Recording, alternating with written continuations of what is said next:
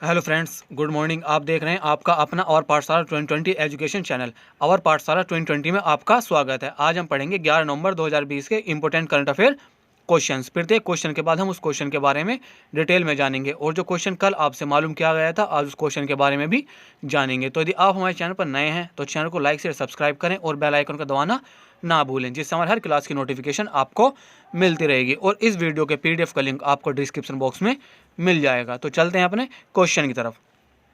नवंबर 2020 में निम्न में से किस देश में वैज्ञानिकों ने काला सागर के तट पर एक विशाल वालरस हॉल आउट झुंड में पानी से बाहर आना की खोज की, जहां उनके निवास स्थान पर बर्फ के सिकुड़ने और मानव गतिविधियों के कारण खतरा है? इसका सही ऑप्शन है ऑप्शन नंबर 1, रूस। चलते हैं अपने रूस। उत्तरी रूस के वैज्ञानिकों ने काला सागर के तट पर एक विशाल वालरस हॉल आउट झुंड में पानी से बाहर आने की खोज की, जहां उनके निवास स्थान पर बर्फ के सिकुड़ने और मानव गतिविधियों के कारण खतरा है। हॉल आउट एक ऐसी जगह जहां वालरस शरणार्थियां इकट्ठे होती हैं, प्रजनन करते हैं और सामाजिकरण करते हैं। रूस के यमल प्रायद्वीप के एक दूरदराज के कोने में स्थित है और वैज्ञानिकों के अनुसार उन्होंने वहां 3000 से अधिक जानवरों को देखा है। रूस की राजधानी है मॉस्को, मुद्रा है रूसी रूबल, राष्ट्रपति हैं व्लादिमीर पुतिन और प्रधानमंत्री हैं मिखाइल मिशुस्टिन। चलते हैं अपने नेक्स्ट क्वेश्चन तरफ।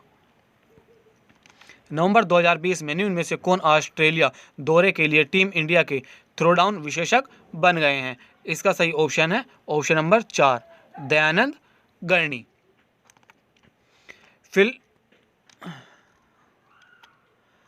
पूर्व मैदानपुरी जिले के कोलाघाट के सुदूर जमातिया गांव के किसान के पुत्र दयानंद गरानी ऑस्ट्रेलिया दौरे के लिए टीम इंडिया के थ्रोडाउन विशेषज्ञ बन गए हैं। गरानी, जो एक पूर्व पुलिस स्वयंसेवक हैं, IPL में किंग्स 12 पंजाब के साथ काम कर रहे थे। उन्होंने थ्रोडाउन विशेषज्ञ सह मालिशियस के रूप में नियुक्त किए गए हैं। चलते हैं अपने नेक्स्ट क्वेश्चन की तरफ।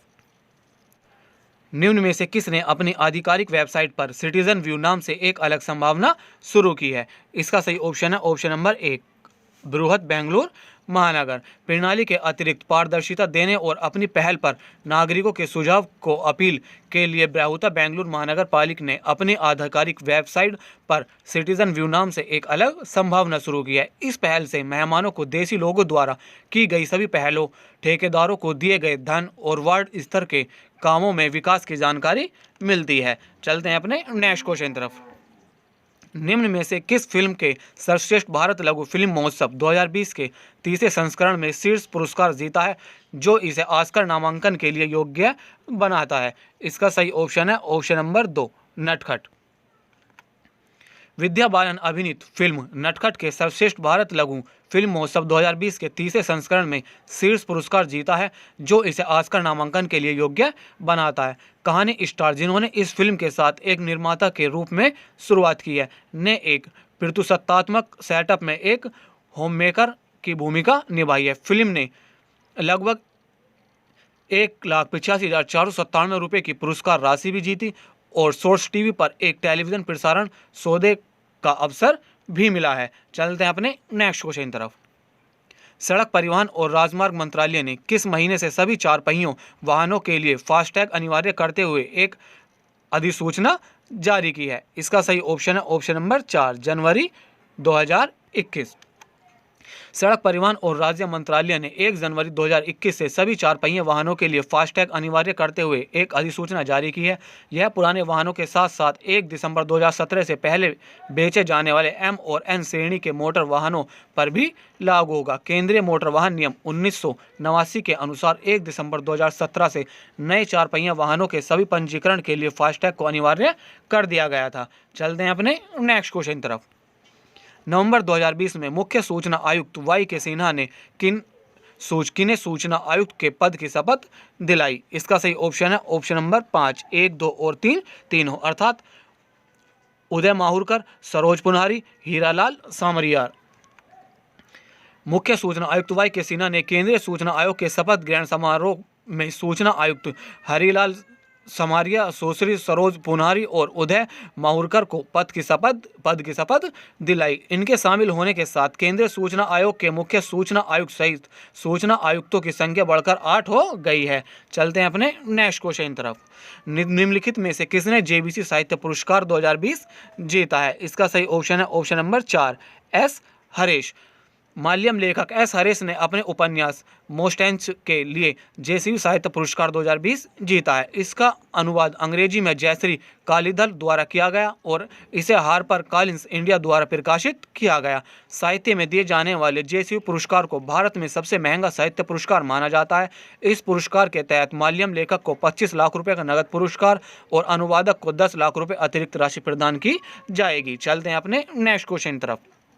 निम्नलिखित में से किस अभिनेता द्वारा your best day is today पुस्तक लिखी गई है? इसका सही ऑप्शन है ऑप्शन नंबर 3, अनुपम खेर। जाने माने एक्टर अनुपम खेर द्वारा your best day is today शीर्षक एक नई बुक लिखी गई है। उन्होंने इस पुस्तक में कोरोना वायरस प्रेरित देशव्यापी लॉकडाउन के दौरान अपने अनुभव को साझा किया है। इस पुस्तक के माध्यम से अनुपम खेर ने लॉकडाउन के दौरान अपने अनुभव साझा किए हैं, जिससे उन्होंने कई उतार चढ़ाव देखे। जब उनकी मां दुलारी और भाई राजू खेर भी कोरोना वायरस की चपेट में आ गए थे।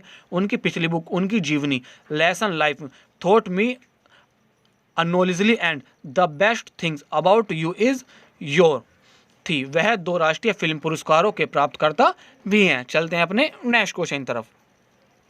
सुदर्शन रतन का कोविड-19 के कारण निधन हो गया। वह किस क्षेत्र से संबंधित थे? ये क्वेश्चन वो है जो कल आपसे मालूम किया गया था और इसका आंसर है फिल्म निर्माता। बॉलीवुड फिल्म निर्माता सुदर्शन रतन का कोविड-19 के कारण निधन हो गया। उन्होंने माधुरी दीक्षित और शेखर सुमन द्वारा अभिनीत 1986 की फिल्म मानवत्या के लिए जाना जाता है।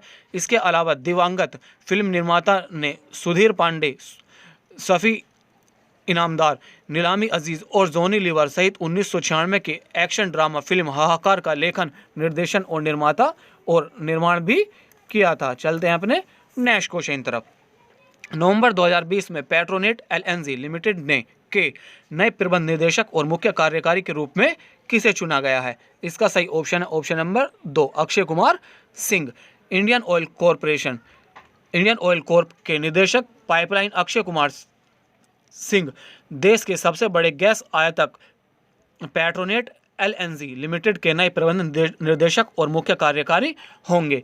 ये प्रभास सिंह की जगह लेंगे, जिन्होंने हाल ही में अपने 5 साल का कार्यकाल पूरा किया है। Petronet IOC GAIL oil and natural gas corp और बीपीसीएल का एक संयुक्त उद्यम है। 4 राज्यों के स्वामित्व वाली कंपनी के पास प्रत्येक कंपनी में 12.5% हिस्सेदारी है, जिसके अध्यक्ष तेल सचिव हैं। पेट्रोनेट गुजरात और कोच्चि के केरल में तरलीकृत प्राकृतिक गैस एलएनजी आयात टर्मिनल संचालित करता है।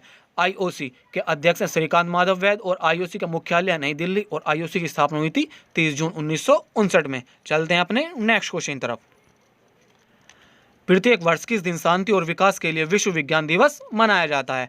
इसका सही ऑप्शन है ऑप्शन नंबर 3, 10 नवंबर। हर साल 10 नवंबर को शांति और विकास के लिए विश्व विज्ञान दिवस मनाया जाता है। यह दिन समाज में विज्ञान की महत्वपूर्ण भूमिका और उभरते वैज्ञानिक मुद्दों पर बहस में व्यापक जनता को जोड़ने की आवश्यकता को उजागर करने के लिए मनाया जाता है। इस वर्ष की शांति और विकास के लिए विश्व विज्ञान दिवस की theme science for and with society है। इस साल ऐसे समय में जब दुनिया वैश्विक कोविड-19 महामारी से जूझ रही है, विश्व विज्ञान दिवस science for and with society in dealing with the global pandemics पर केंद्रित है। विश्व विज्ञान दिवस मनाए जाने की घोषणा साल 2001 में संयुक्त राष्ट्रीय शैक्षणिक, वैज्ञानिक और सांस्कृतिक संगठन यूनेस्को द्वारा की गई थी और इसे 2002 से पहली बार मनाया गया था। यूनेस्को के महानिदेशक है ऑड्रे अजोले। इसके यूनेस्को का गठन हुआ था 4 नवंबर 1946 में और यूनेस्को का मुख्यालय है पेरिस, फ्रांस में। चलते हैं अपने नेक्स्ट क्वेश्चन तरफ। नवंबर 2020 में निम्न में से कौन संघाई सहयोग संगठन एससीओ काउंसिलिंग के राष्ट्राध्यक्षों के 20वें सम्मेलन में भारतीय शिष्टमंडल का नेतृत्व करेगा? इसका सही ऑप्शन है ऑप्शन नंबर 4, नरेंद्र मोदी। प्रधानमंत्री नरेंद्र मोदी 10 नवंबर 2020 को संघाई सहयोग संगठन एससीओ काउंसिलिंग के राष्ट्राध्यक्षों के 20वें सम्मेलन में भारतीय शिष्टमंडल का नेतृत्व करेंगे, जिसका आयोजन वर्चुअल रूप से किया गया। बैठक के अध्यक्षता रूस के राष्ट्रपति व्लादिमीर पुतिन करेंगे। 8 सदस्यीय सदस्य देशों रूस, चीन, Bharat, Pakistan, Kazakhstan, Kyrgyzstan, Tajikistan और उज्बेकिस्तान के राष्ट्राध्यक्ष बैठक में उपस्थित रहेंगे। एससीओ के 4 प्रेक्षण सदस्य ईरान, अफगानिस्तान, बेलारूस और मंगोलिया के राष्ट्राध्यक्ष भी सम्मेलन में हिस्सा लेंगे। सदस्य देशों के नेता सम्मेलन को संबोधित करेंगे। चलते हैं अपने नेक्स्ट क्वेश्चन तरफ।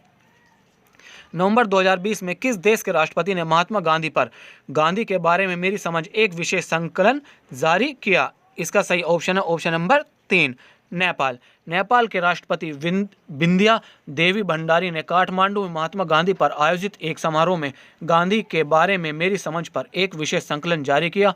इस अवसर पर भारत के राजदूत विनय मोहन क्रावता उपस्थित थे। भारत के दूतावास ने कहा कि प्रकाशन आशा करता है कि यह संकलन नेपाल के युवाओं को महात्मा गांधी के करीब लाएगा, जिनका जीवन और आदर्श आज भी विश्व के लिए समसामयिक, सार्वभौमिक और प्रशासनिक है। महात्मा गांधी की 151वीं जयंती मनाने और 2 वर्ष तक चलने वाले 150वीं वर्षगांठ को चिन्हित करने के लिए चित्र प्रदर्शन का आयोजन किया गया है। चलते हैं अपने नेक्स्ट क्वेश्चन तरफ। भारत सरकार ने शिक्षा मंत्री ने PRSI द्वारा संकलित पुस्तक भारत के नव सृष्टि शिक्षा नीति 2020 नवयुग का अभिनंदन नामक पुस्तक को लोकार्पण की घोषणा की। वर्तमान में भारत के शिक्षा मंत्री कौन है? इसका सही option number 2, doctor Ramesh Pokhriyal Nishank. Bharat सरकार के शिक्षा मंत्री डॉक्टर रमेश पोखरियाल निशंक ने PRSI द्वारा संकलित पुस्तक भारत की नव सृष्टि शिक्षा नीति 2020 नवयुग का अभिनंदन नामक पुस्तक के लोकार्पण की घोषणा की है। पुस्तक नई राष्ट्रीय शिक्षा नीति 2020 पर आधारित है। यह पुस्तक 2 भाषाओं हिंदी और अंग्रेजी में उपलब्ध है और गहन अध्ययन और अनुसंधान करने के बाद इसे प्रलेखित किया गया है। चलते हैं अपने नेक्स्ट क्वेश्चन तरफ। 14 नवंबर 2020 में ब्रिक्स वित्त मंत्रालय और केंद्रीय बैंक गवर्नर की पहली बैठक में भारत की तरफ से किसने भाग लिया है? इसका सही ऑप्शन है ऑप्शन नंबर 3, निर्मला सीतारमण। वित्त मंत्री निर्मला सीतारमण ने ब्रिक्स वित्त मंत्रियों और केंद्रीय बैंक गवर्नरों की पहली बैठक में भाग लिया है। रूसी अध्यक्षता में 2020 के लिए ब्रिक्स आर्थिक और वित्तीय सहयोग एजेंडे पर चर्चा करने के लिए यह आयोजित किया गया। निर्मला सीतारमण ने वित्त ट्रैक पर 2020 में G20 सऊदी अरब के परिणामों और पहलों के बारे में बात की और ब्रिक्स सदस्यों की भूमिका पर प्रकाश डाला। चलते हैं अपने नेक्स्ट क्वेश्चन तरफ। केंद्र शासित प्रदेश जम्मू और कश्मीर में निम्न में से किसने दुनिया भर के लाखों भक्तों के लिए श्री माता वैष्णो देवी के सोने और चांदी के सिक्के को दिवाली से पहले जारी किया? इसका सही ऑप्शन है ऑप्शन नंबर 4, मनोज सिन्हा। केंद्र शासित प्रदेश जम्मू और कश्मीर में लेफ्टिनेंट गवर्नर मनोज सिन्हा ने दुनिया भर में लाखों भक्तों के लिए श्री माता वैष्णो देवी के सोने और चांदी के सिक्कों को दिवाली से पहले जारी किया। Shri Mata Vaishno Devi shrine board SMVDSB ने पवित्र पिंडों की छाप को लेकर गारंटी शुद्धता के 2 ग्राम, 5 ग्राम और 10 ग्राम सोने और चांदी के सिक्कों को विकसित किया है। चलते हैं अपने नेक्स्ट क्वेश्चन तरफ। एंथिल क्रिएशन बच्चों के सभी आयु समूह के खेलने के लिए समर्पित एक गैर लाभकारी संगठन ने खालिस्तान अभियान शुरू किया है। इस क्वेश्चन का आंसर आप सभी लोगों को कमेंट बॉक्स में देना है और यदि आपको हमारी क्लास अच्छी लगी तो क्लास को लाइक शेयर सब्सक्राइब करें। और आज की क्लास हमारी यहीं पर समाप्त होती है। मिलते हैं कल को नेक्स्ट वीडियो में।